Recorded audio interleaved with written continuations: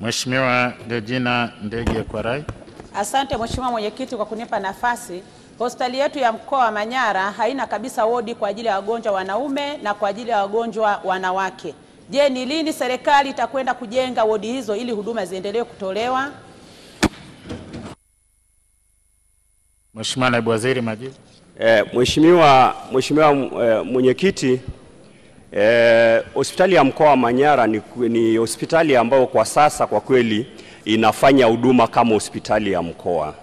Na hospitali ya mkoa wa Manyara ilianza na wodi, yani ilianza kama hospitali ikitumika jengo la mama na mtoto kama ndio sehemu iliyoanzia kama OPD. Kwa hiyo najua anachosema ni kwenye kuongeza wodi ya kina baba, lakini ni wodi ya kina mama. Katika awamu hii, bajeti hii ya mwaka huu imetengwa bilioni 3 kwa ajili ya kutizama kwenye huo mkoa wenu kuona nini